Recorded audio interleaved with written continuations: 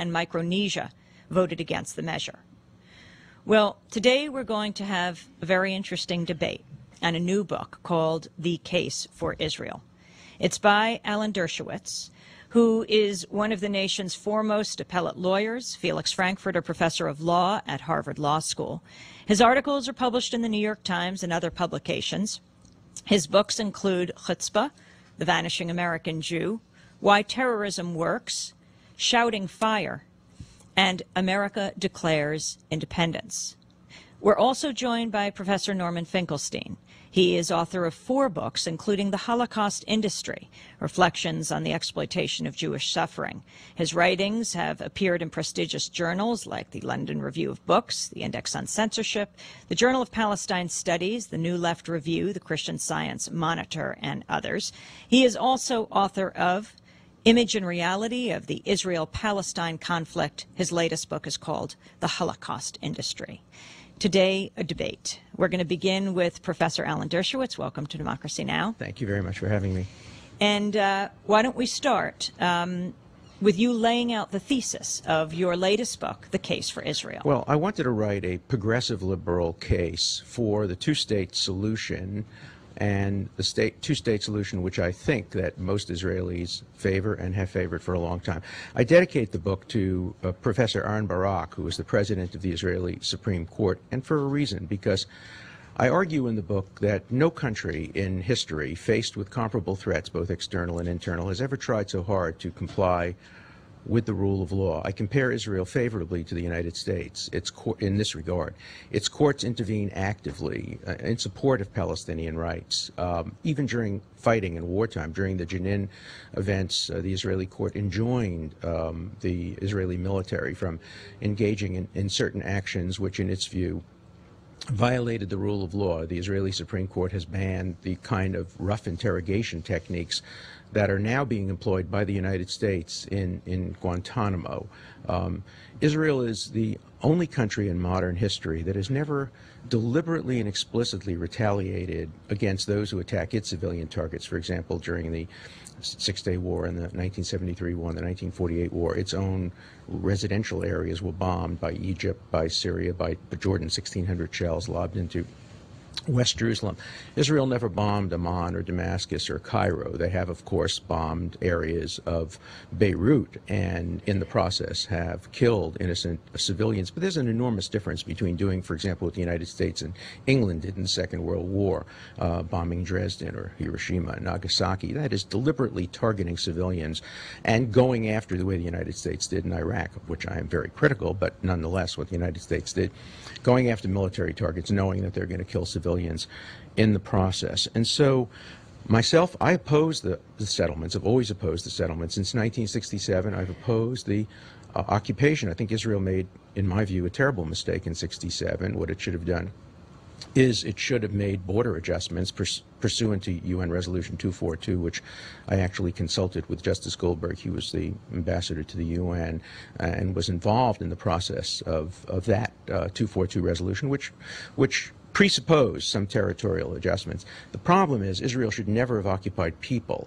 Land is different from people. And today, I think, unilaterally, what it ought to do eventually, if it can't find a peace partner, is to make some unilateral changes, small ones, end the settlements. In fact, my peace proposal is that Israel ought to have a schedule for ending the settlements. That is a schedule for saying on so-and-so day the settlement ends, conditioned on best efforts by the Palestinians to end terrorism. That would create an incentive to ending terrorist acts. By the way, you never condition anything on the end of terrorism because that gives the terrorists a veto. What you condition it is on making good faith efforts. And if we can get Israel to end the settlements and the occupation and the Palestinian leadership to stop using terrorism as a tactic, I think finally something that could have happened in 1917, a two-state solution.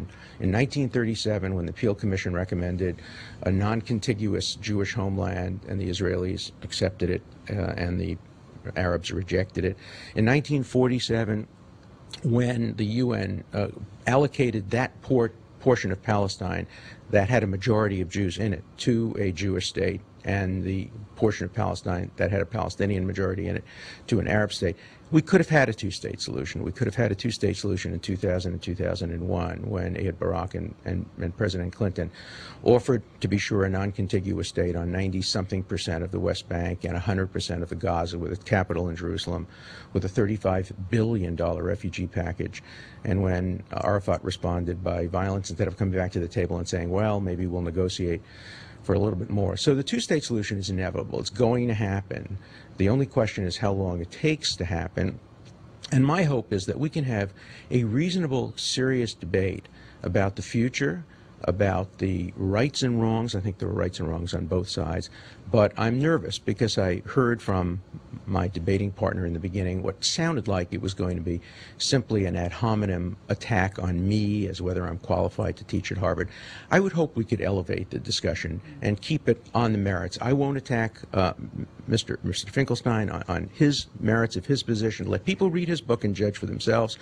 And if he would refrain from personal attacks on me and let people judge the book on its merits, I think we can move the ball forward and have a reasonable, serious debate. I think it'd be interesting to know where we agree, where we disagree, what facts we share in common, what facts we have different views on, and whether they're empirical and could be subjected to reasonable resolution, where we have moral disagreements. I really think that in the end, today you read the news about Israel, there's other good news. There's in the works, according to the New York Times, a prisoner exchange between Hezbollah and Israel, in which Israel would get back one person, a civilian who was captured by Hezbollah in exchange for Israel giving back 400 or so prisoners.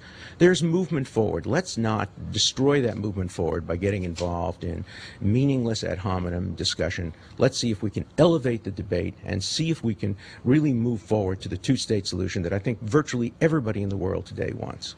Professor Alan Dershowitz, author of The Case for Israel. Norman Finkelstein, your response. Well, I appreciate Alan Dershowitz's seriousness, at least in these remarks.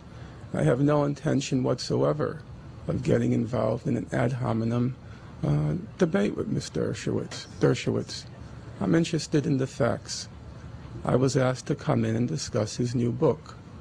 I went home, purchased one copy. In fact, I purchased 2 copies. I read the book very carefully. I did what someone serious does with a book. I read the text. I went through the footnotes. I went through it very carefully. And there's only one conclusion one can reach, having read the book. And this is a scholarly judgment. It's not an ad hominem attack. Mr. Dershowitz has concocted a fraud. In fact, Mr. Dershowitz has concocted a fraud which, amazingly, in large parts, he plagiarized from another fraud. Now, I found that pretty shocking. I found it shocking coming from a Harvard professor. I find it shocking coming from any professor. Now, we have to cut off at one point. I just want to warn everybody here that, although I'm not a litigious person, when you make allegations of plagiarism, when you make allegations of plagiarism, that's a technical term which has great legal implications. I agree. And, you know, I can't obviously sit quietly by and, you shouldn't. and accept an allegation let's look at the evidence. Of plagiarism. Let's look at the evidence. Who was the plagiarism from? Let's look at the evidence. In the first 2 chapters of your book, you extensively reproduce all of Joan Peters' pages in her book. I read it carefay. In 1984, show me I'm one going sentence. to show you. Show me one sentence. I am going that to show you. Okay. I think I made available the charts to you. No, you've shown me nothing. Let's start with that. That's okay. A categorical lie. Alan, what you're hearing now on radio is that a claim that Mr. Finkelstein made available to me certain charts. No, that is a categorical lie. No. Okay, Mr. Dershowitz, I think you had about 5 minutes time. I wasn't looking at the clock.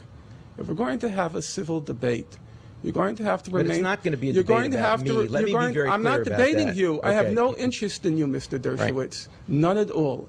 I'm interested in the scholarship, and I'm interested in the facts, and I'm interested in your book.